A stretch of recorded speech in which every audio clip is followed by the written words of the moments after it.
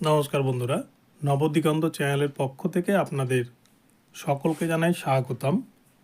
তো বন্ধুরা, আজকে সকালে সকলকে গুড মর্নিং জানিয়ে আমি আবার একটি নতুন আপডেট শুরু করতে চলেছি আপনাদের জন্য।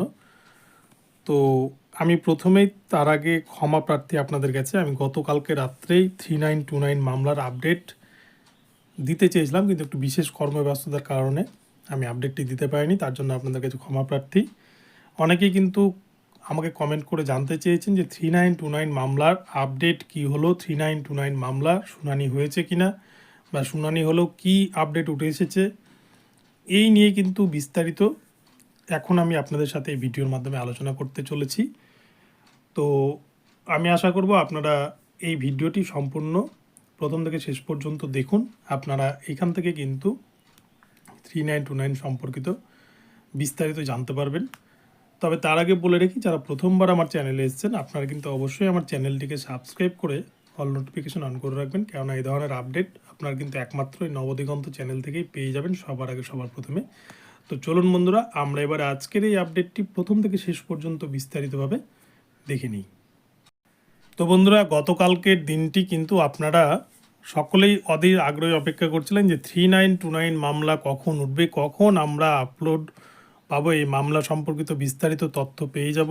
আপনারা অনেকেই কিন্তু সোশ্যাল মিডিয়ার দিকে তাকিয়ে রয়েছিলেন, অনেকেই বিভিন্ন গ্রুপগুলো ফলো করছিলেন যে 3929 মামলায় কি হলো। অনেকেই ইউটিউব চ্যানেলের দিকে তাকিয়েছিলেন, কিন্তু শেষ পর্যন্ত কোনো আপডেটই শেষ পর্যন্ত পাওয়া যায়নি।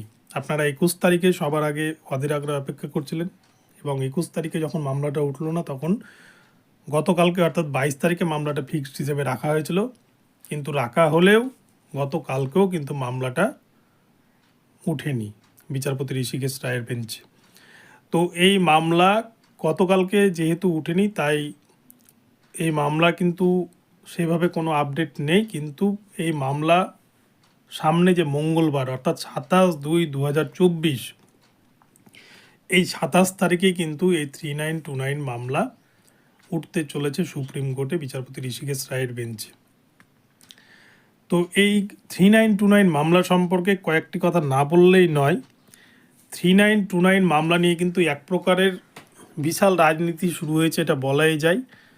কেননা 3929 মামলা একটা বিশাল একটা পজিটিভ দিক ছিল, যে দিকের জন্য কিন্তু বিচারপতি অনিরুদ্ধ বোস মামলাটাকে কোনোভাবেই খারিজ করতে পারেননি। এবং তিনি কিন্তু গত 5/2/2024 তারিখে বলেই ফেলেছিলেন যে এই মামলাটি এবারে ফাইনাল জাজমেন্ট করতে হবে, 21 তারিখে এই মামলার ফাইনাল জাজমেন্ট হবে। এবং যতগুলি আইএফআইএল পেন্ডিং অবস্থায় ছিল সবগুলো 3929 মামলার সাথে একসাথে সমস্ত মামলাকে একত্রিত করে 21 তারিখে ফাইনাল হিয়ারিং হবে বলে জানিয়েছিলেন বিচারপতি অনিরুদ্ধ বোস। এবং এই 3929 মামলায় আমি আগেই বলেছি যে এখানে কিন্তু বিএড এনআইএ সকলেই পাবে। যতজন 16,500 রিক্রুটমেন্টে ইন্টারভিউ দিয়েছিল তখনকার যে রুলস ছিল, তাই সকলেই কিন্তু এই রিক্রুটমেন্টে অংশগ্রহণ করতে পারবে। তো সেই ক্ষেত্রে বিচারপতি অনিরুদ্ধ বোসের কাছে কিন্তু ডিএলএডদের পক্ষ থেকে মীনাক্ষী আরোরা ম্যাম অনেক আবেদন জানিয়েছিলেন প্রথম দিনই, যে এখানে 3929 মামলায় এটা বিএডদের মামলা বেসিক্যালি, তাই মামলাটা খারিজ করে দিন। কিন্তু বিচারপতি অনিরুদ্ধ বোস, যিনি বিএড ডিএড মামলার ফাইনাল জাজমেন্ট করেছিলেন, সমস্ত ক্ল্যারিফিকেশন মামলার জাজমেন্ট করেছিলেন, সেই অনিরুদ্ধ বোসই কিন্তু বলেছিলেন মীনাক্ষী আরোরা ম্যামকে যেটা অন্য ম্যাটার, এই ম্যাটারের সাথে বিএড ডিএড মামলা মিলবে না। এবং এই বলে কিন্তু তিনি মীনাক্ষী আরোরা ম্যামকে চুপ করিয়ে দেন। তো সেক্ষেত্রে কিন্তু আমি প্রথম থেকেই বলে আসছি যে এই মামলার যে ভ্যাকান্সি 3929, এই 3929 ভ্যাকান্সিতে কিন্তু বিএড এনআইএস স্পেশাল এডুকেশন যতজন ইন্টারভিউ দিয়েছিলেন 2014 প্রাইমারি টেটের ওপর ভিত্তি করে, সকলেই কিন্তু এই রিক্রুটমেন্টের সুযোগ পাবেন। তাই আরও একটি বিষয় বলে রাখি, এই রিক্রুটমেন্টের এই যে 3929 মামলা শুনানি কতদিন ধরে সুপ্রিম কোর্টে চলবে সেটা বলতে পারবো না। কারণ আপনারা দেখেছেন সুপ্রিম কোর্টের তারিখ পে তারিখ, তারিখ পে তারিখ। যখনই কিন্তু এই মামলাটা ফাইনাল হিয়ারিং হওয়ার কথা ছিল যেদিন, তারপরেই কিন্তু দেখা গেল ভৌতিকভাবে এই মামলার হঠাৎ বেঞ্চ পরিবর্তন হয়ে গেল সুপ্রিম কোর্টে। সে বেঞ্চ পরিবর্তন হলেও মামলাটি 21 তারিখ 22 তারিখ লিস্টেড ছিল। দুদিনের মধ্যে একদিনও যদি উঠত, সেক্ষেত্রেও কিন্তু যারা বিশেষ করে পিটিশনার রয়েছে তাদের কিছুটা হলেও ভালো লাগতো, আশ্বস্ত হতো।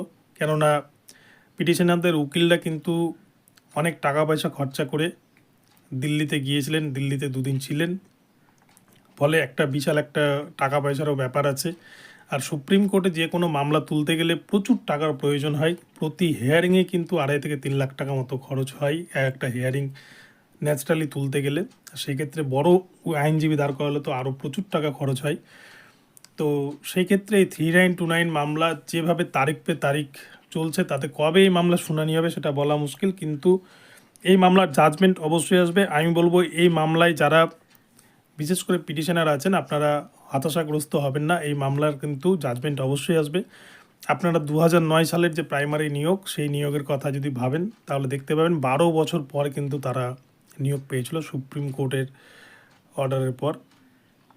তো সেক্ষেত্রে এই নিয়োগেও কিন্তু আপনারা অবশ্যই নিয়োগ পাবেন। তবে আরও একটি বিষয়, যেটা অনেকেই আমাকে কমেন্ট বক্সে প্রশ্ন করেছেন, যে রায় পিটিশনার ভিত্তিক হবে নাকি জেনারেল রায় হবে, যতজন নট ইনক্লুড আছে তার মধ্যে থেকে। তো দেখুন বন্ধুরা, এই বিষয়টা বলা খুব মুশকিল। এই বিষয়ে কোনো কথা না বলাই ভালো। এটা বিচারপতিরাই ঠিক করবেন যে রায়টা কী বেসিসে হবে। তবে এখান থেকে একটা বিষয় বলতে পারি, বিচারপতি অনিরুদ্ধ বোস সিঙ্গেল বেঞ্চে কে কে পিটিশনার ছিলেন এবং সুপ্রিম কোর্টে কে কে পিটিশনার ছিলেন, এই বিষয়টা কিন্তু জানতে চেয়েছিলেন গত যে জানুয়ারি মাসের শুনানি ছিল সেইখানে। কেননা সেখানে প্রাথমিক শিক্ষা পর্ষদের আইনজীবী বলেছিলেন যে এখানে কিন্তু যেই সেই পার্টি হয়ে যাচ্ছে, যারা সিঙ্গেল বেঞ্চে পিটিশনার ছিলেন না তারাও এখানে পিটিশনার হয়ে যাচ্ছে। তো এই প্রসঙ্গে এই বিষয়টি বিচারপতি অনিরুদ্ধ বোস বলেছিলেন এবং সেই হিসেবে কিন্তু 3929 মামলার যারা আয় ফাইল করেছিলেন সেই সময়, সেই সমস্ত অ্যাডভোকেটরা কিন্তু পিটিশনারদের সমস্ত লিস্ট সিঙ্গেল বেঞ্চের এবং সুপ্রিম কোর্টে যারা আয় ফাইল করেছে সেটা কিন্তু জমা করেছিলেন। এবং তার উপরেই কিন্তু গত 5/2/2024 বিচারপতি অনিরুদ্ধ বোস এই মামলার ফাইনাল হিয়ারিংয়ের কথা বলেছিলেন। তো মামলাটা এখনও তো ফাইনাল হিয়ারিং হয়নি। এবার বিচারপতি ঋষিকেশ রায়ের বেঞ্চে ফাইনাল হিয়ারিং হবে, কবে হবে সেটা বলা খুব মুশকিল। তবে আর একটা বিষয় বলে রাখি, অনেক ইউটিউব চ্যানেল কিন্তু এই 3929 নিয়ে ভুলভাল বার্তা দিচ্ছে, অনেকে ভুং ভাং কথা বলছে। অনেক ইউটিউব চ্যানেল বলছে এই মামলার নাকি কোনো মেরিটই নাই। তো আমি বলবো যারা এই কথাটা বলছেন ভালো করে জেনে বুঝে, আইন বুঝে একটু কথাটা বলবেন। 3929 মামলার যদি মেরিট না থাকতো তাহলে এই মামলাটা কিন্তু 1.5 বছর ধরে সুপ্রিম কোর্টে ঝুলতো না, প্রথম দিনই মামলা খারিজ করে দিত। আমি 2022 ডিএলএডের ক্ষেত্রেও বলেছি যে মামলার মেরিট না থাকলে 2022 রিক্রুটমেন্ট প্রক্রিয়াকে আটকে রাখতে পারতো না। তাই আমি 100% সিওরিটির সাথে বলছি এই মামলার কিন্তু জাজমেন্ট একদিন আসবে এবং 3929 সিটে প্রাথমিক শিক্ষা পর্ষদকে নিয়োগ কিন্তু দিতেই হবে। সেটা আজ হলেও হতে পারে, 10 বছর পরে হলেও কিন্তু হতে পারে, কিন্তু এই মামলার নিয়োগ কিন্তু হবেই, যেদিনই হোক না কেন অবশ্যই দিতে হবে। তো বন্ধুরা, এখন 3929 মামলা সম্পর্কিত এই আপডেটটি এখানেই রইল। তো আপনাদের আপডেটটি কেমন লাগলো আপনারা অবশ্যই কিন্তু কমেন্ট বক্সে জানাবেন। আর ভিডিওটি ভালো লাগলে আমার চ্যানেলটিকে সাবস্ক্রাইব করে দেবেন। পরবর্তীতে আরও নতুন নতুন আপডেট নিয়ে আসছে আপনাদের জন্য। তো প্রতি মুহূর্তে আমার চ্যানেলকে ফলো করতে থাকুন এবং সবাই পজিটিভ থাকুন, ভালো থাকুন। ধন্যবাদ।